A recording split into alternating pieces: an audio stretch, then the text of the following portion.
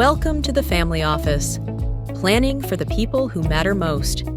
I'm going to do it all, because it's a drive. It's a short drive, and also we haven't been anywhere in a minute. The kids want to go somewhere, and it's always good to just kind of do offsite and get away and not have to deal with anything. And then, house cleaner will come on Friday right after Thanksgiving, and then everyone will get home from some other house. Right. This is why wealthy people have estates and go places, because then when you get back to when we get back on the first, everything will be clean and we won't have to do anything.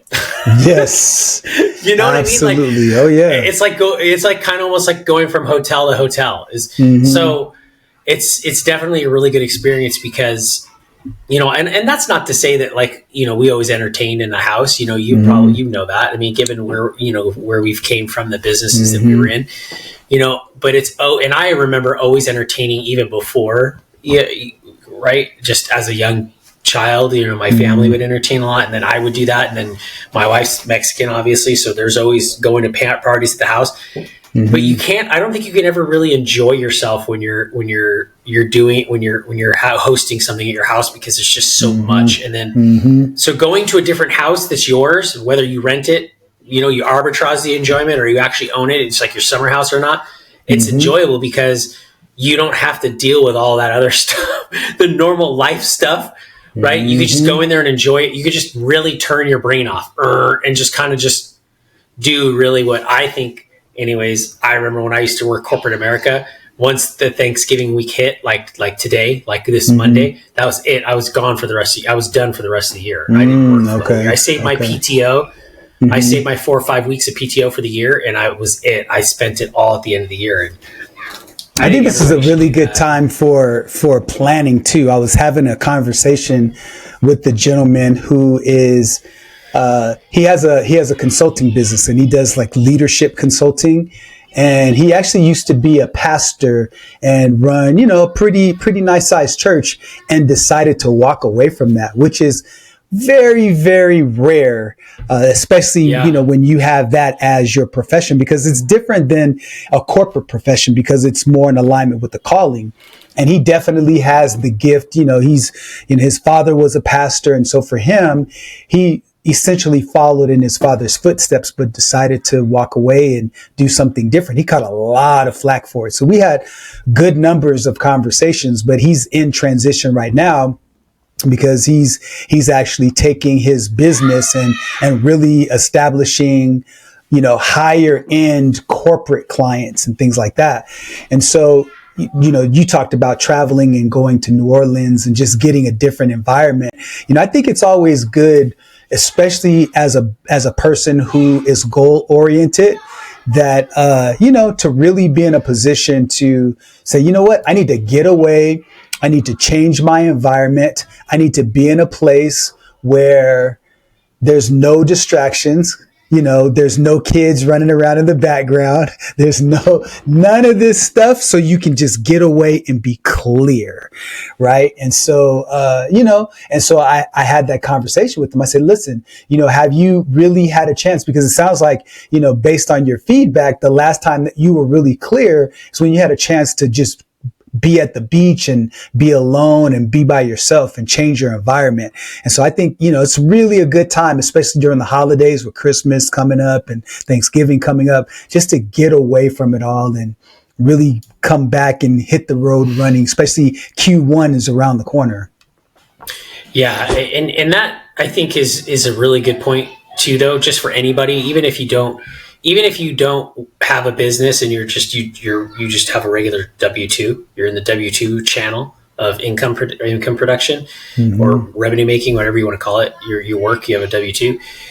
I just think that this is such a great time of year because everything is slow this time of year, like everything, regardless. And I say that confidently because I know some people will go, it's only slow for certain people. Well, retail is not, but yes, I know exactly what you mean. Correct. But even though, if obviously you work retail and stuff but I remember, even when I was, in a I wasn't in sales, but I worked at a company that I saw I was heavily involved in the sales because I did IT. So I saw salespeople. But even at this time, it was slow. Even when I worked, in the W-2 as a W-2 employee in my early 20s and my 20s, my mid 20s, I still was slow this time of year. It was slow, but that gives you a good gives you a good opportunity to really, like I said, if you're a business owner, you're strategizing, you're doing business planning, you're figuring out what your growth is, what your budget, where you're going to be in the next year. But then if you're a W-2 person, you're also, planning. You're okay. Do I want to stay at this career, this job this year? Do I want to make a move? Do I want to take on a second job or a second career? Do I want to build a side hustle this year? Do I want to increase my savings, my personal development plan? Am I actually going to really get into the gym this year? Am I going to work on my mental health this year? There's so many different things, and that helps. I think, at least it did for me in my experience, is it helped with the anxiety of the beginning of the year, because the end of the year is great because it's almost like it's the ultimate weekend feeling that people get. Like, oh my God, the weekend feeling is great. You're like, yeah, right? Which is pretty much, I don't have anything to do or responsibilities that are going to call me or bug me tomorrow. So therefore today I'm going to really be relaxed. I don't know if anyone else knows what I'm talking about, but I'm sure you know what I'm talking about, Len. Oh yeah. Right. So the end of the year is like the ultimate weekend feeling, but then you have the ultimate weekend crash, which is the beginning of the year. And you're like, oh my God. Right. So it's like the beginning of the year is the ultimate Monday experience. So for those who have the Monday weekend type of whatever you call that cliche, to eliminate that and just make it regular, you just pre-plan and you actually, so when you actually know where you're going or you have a plan, or case in point, we have a map, you feel confident. So if you want to hack yourself and to have that confidence, then prepare now, and I always find that you want to put stuff off like that because you're like, I just want to cut loose, but just take, an hour or two every day throughout the month of December or the first 3 weeks of December and just really just focus on it because you have extra time. I mean, that's just it's kind of where I'm at right now in life, just to kind of see that. You see people like Elon Musk or Bill Gates or whoever you want to talk, throw in that pool, and they just go and read for 3 or 4 weeks somewhere by themselves and just kind of self-develop. So I think it's essential if you ultimately want to get to the next level and you don't want to find yourself falling behind in the world, right? And I guess that's the thing. If I could tell my younger self, I'd say move faster, younger. Yeah, that's the biggest advice I would give myself, is just move faster, because and be intentional. Because I think a lot of times what happens is we get these routines and then we fall into these habits. Habits or routines are good, but it's important to continue to reinvent yourself, reinvent your strategy, reassess if what you're doing is working, and use data and feedback loops to make sure that you're not just falling behind, because while you're keeping the same pace, if the world around you is getting faster, you're essentially running slower.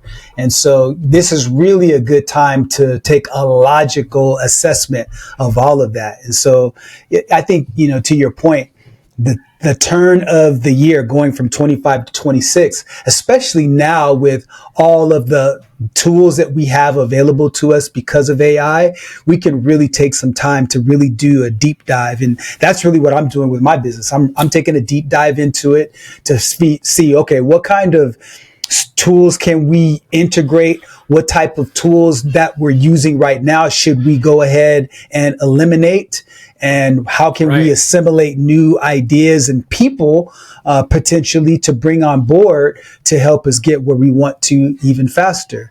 And so this is a really, really good time to do that. Yeah. Everybody have a safe, productive holiday, and wishing you guys well again. If you like this content, this conversations, you could message us, get involved, like, subscribe, do all those cool things that people do to social media stuff. And with that being said, Len, always a pleasure. I'll see you next week, sir. All right. Have a good one. Bye. Conversation has given you clarity on your next steps. Please share this episode with someone who's walking the same path. Don't forget to like and subscribe so you won't miss future episodes. And remember, planning ahead isn't just prudent, it's an act of care. Thanks for joining us, and we'll see you next time on the Family Office.